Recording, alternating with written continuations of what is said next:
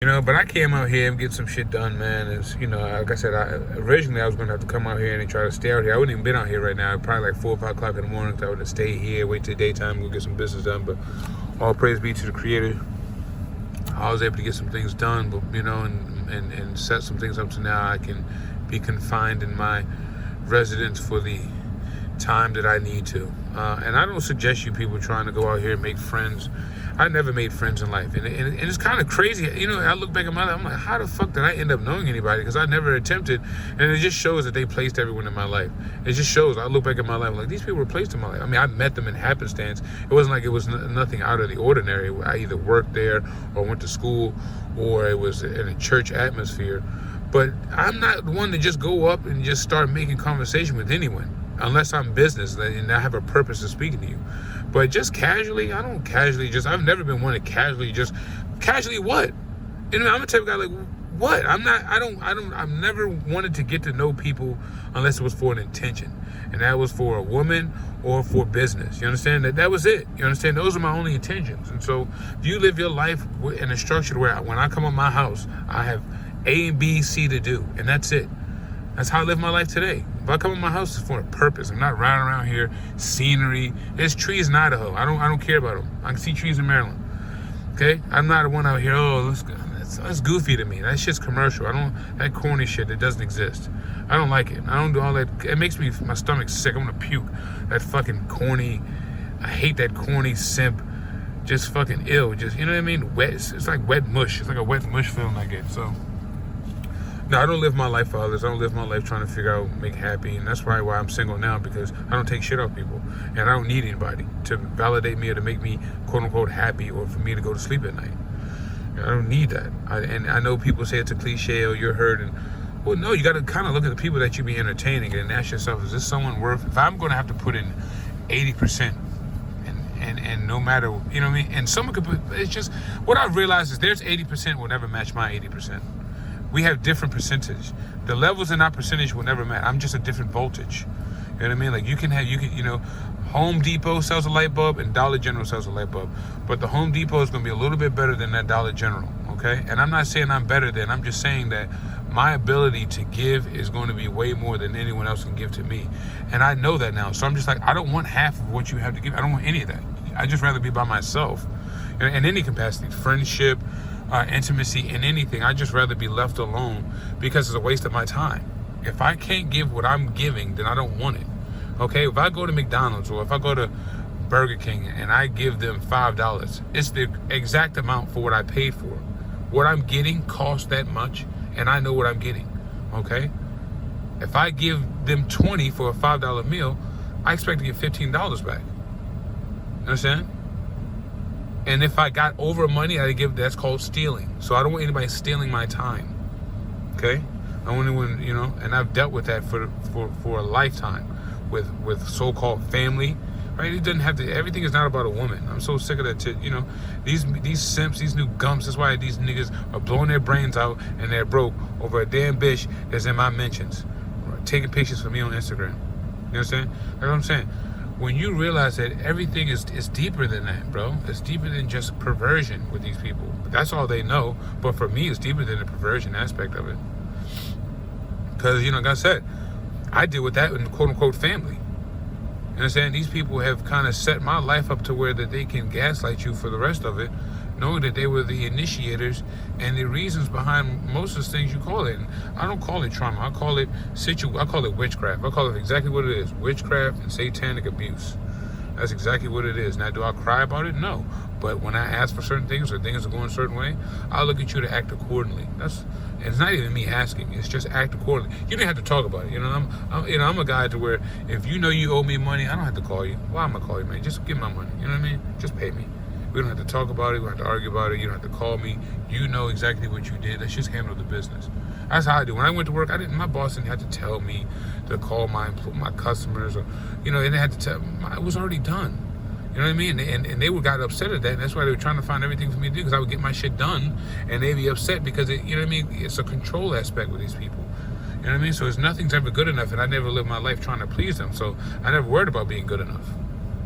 As long as the job description was fulfilled, I'm done. What you've asked of me has been completed, probably better than anyone else around me, but it's been completed. So don't ask me anymore. Leave me alone. You understand? That's why I did things so I could be left alone. That's why when I started having issues in the work and job field, I knew it had nothing to do with me. I knew it had nothing to do with me because I know how I conduct myself, and I actually take pride in conducting myself in a business format, in a business manner. I like that aspect. I like the business side, the suit and tie aspect of life. I do that. That's something I enjoy. The structure behind it. These people are facade. They'll put on a shirt and tie, but they can't match it. They don't have the talk. They don't have the poise. There's no character behind them. They don't look. They can wear. Me and you can wear a damn suit, but I'm gonna look better in it. You understand? And what I mean is characteristically, meaning that the suit is me. I am a suit. You're just in a suit. I am the suit. You understand? I make the suit. I could be naked in the suit. You understand? I mean, what I'm saying is, these people use things to make them knowing that they're not are. And when you confront them, and the reason why you confront these people is because they've brought themselves to you. You know, the only time I even confront stupidity is when it's presented to me. I don't go looking for stupid people. I'm surrounded by them. I didn't look for this. I didn't ask to be harassed. I didn't wake up and say I wanted people to sexually harass me or to be perverted around me or to, you know what I mean? To try to make things in my life more difficult for whatever reason. That's not something I asked for, and I don't think anyone would logically ask for that. Right? No one in their right mind would ask for life to be made more difficult for them. But it is. Okay? And that's why I don't make myself a victim. I don't cry about it. I do something about it. I'm a hands-on type of person. Right? And me being hands-on has benefited me a lot. And me knowing and working with these people prior to knowing who they really were allows me to know the characteristics of these people. I know that I haven't moved in Maryland, not for financial reasons, but simply because I know the nature of Maryland. You can call it comfort or not, but a lot of people that move and they go homeless, they come right back, and then you got to be targeted. You can just be anybody. There's a lot of people that move, they go homeless, they get addicted to drugs, you know, things happen. And like I said, if I know the police, I know the language, I know the temperature, I know the roads, you know, why move? Why move if I know that where I'm going to go is going to be reciprocated? Why? Now I'm at a disadvantage. Total disadvantage. I'm vulnerable in a new city that I don't know any roads, I don't know any people, I don't know the temperature of the cops, I don't know any hiding spots for the cops, I don't know where the cops, you know, and so I know gun laws, you know, so these things are what I've thought about, you know. It's not about people holding me hostage in Maryland or my inability to financially provide for myself to where I could move. It's just the understanding that I should take advantage of what I've been given in the card that I had been dealt, so that then in the future, depending on the way the future looks, I'll have energy to then invest into surviving, you know, because what I'm doing now is I'm basically relaxing, you know. I'm basically taking and absorbing this all in while learning, so that when it's time for me to invest that ultimate energy, I'll have that. Because now me hopping place to place, it's just nothing. It's for what? It all for nine. Right, the same experiences that I've experienced in these last 5 years in Maryland would have probably been worse somewhere else. Understand? So that's why I encourage you guys to kind of just stay put and, you know, take over, man. I mean, it's fun. I don't think it sounds funny to anybody that watch my channel, but it sounds funny to me to hear. Who am I? But I've taken over my city. I've taken over my state. I've taken over my neighborhood, and that means that the people who wish harm to me and that were sent and are sent to act or serve, they can't do that anymore. And I'm only one person. I'm outnumbered every damn day. I come to my house. I'm at a disadvantage. That means nothing to me. I will get done what I have to get done to the best of my ability, over your dead body or not. You understand? And you can take that figuratively or literally. It doesn't matter. But I'm here to talk about it. So, like I said, I've kept my word. I've stood on my... Every day I wake up, I can look myself in the mirror. I put on my shoes and socks and I walk out my house, and I'm fine with that. You understand? These people, they look good, but they're not. And I know I know it. So like I said, man, you know, you look at these people, man, and you know that they can't live with themselves. That's why they have to keep themselves entertained. I don't need entertainment. I find peace and solidarity. I can sit in a room for a fucking year and go nowhere. It means nothing to me. I don't feel like I wasted anything if I learned myself.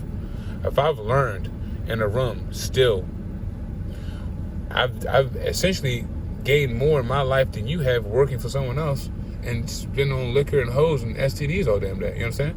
Me sitting in my house reading a book, learning, smoking weed, listening to music, whatever I'm doing, versus you out here killing niggas over weed, stabbing niggas, raping, doing all this stuff. Who won? Who really won?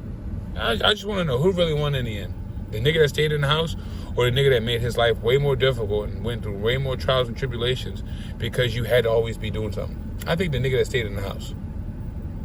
So like I said, I don't mind staying in the house. Like I said, I've been fortunate. If you guys watch my channel, like I'd say it before, like I moved out of the house when I was 17. So from 17 to 25, I did all the clubbing in Baltimore City that you can do. It's nothing to do. It's different than a nigga not having a life. I had a life. That life now is dangerous. And it's even more dangerous for me now that I'm aware of it than it was in my ignorance. I was protected by my ignorance. My ignorance saved me. You know what I'm saying? That's why I thank the Most High for me being ignorant at the age I was, because I don't think I would have been able to handle it. I wouldn't be able to handle it today. No, because I'd be that same person, like I tell you guys, in the room. I would not be able to handle it. But see, life, me being comfortable and me adapting to my surroundings and these people who I now know to be a lie, allowed me to exist around them to where I know I've learned, so I can move in a way of like, okay, this is the temperature. But had I known about this world, like I know some kids right now that are going through it, and I feel sorry for them. They're in high school. Their world's upside down because they'll never be able to have that. They won't be able to experience an adult life. They won't. I feel sad for them. Their life is different. I at least had to. I was out here 17 and 25. So I got some experience as far as like some experiences, good or bad, but to at least have an experience, but now for it to be cut down because you see these people for who they are, it's not even about you going outside to the club. It's the why. You know what I mean? It's not about going to the club. It's why are you going there? I know these motherfuckers are reptilians, they're clones, they don't mean me no good, they're demons, whatever they may be, they're compromised. Okay? They all fall under the umbrella of being compromised. So if I'm going to put myself in a compromised position, what do I expect? I can expect nothing. If I can go to the church and the same thing happened to me in the church and the club, I know I need to stay at home. I need to stay home. And that's what I found out. When I saw the church acting like the club, I'm staying home. There's nowhere to go.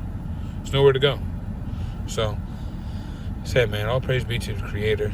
And like I said, man, I hope my words help somebody. And I appreciate it, appreciate it, man. I got 32 new subscribers, 11,000 hours of views watched it, so somebody's listening. And I didn't do this for this reason. This was basically to keep me out of jail.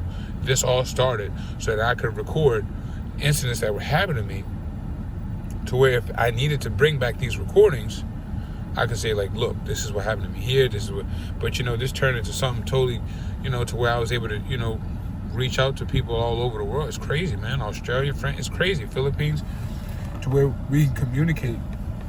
Unfortunately, it has to be like this. I wish it would be about, some $1 million businesses, some ventures, some investments, but we're here, man, and we'll do the best we can. And I help anybody that can, because like I said, I use force.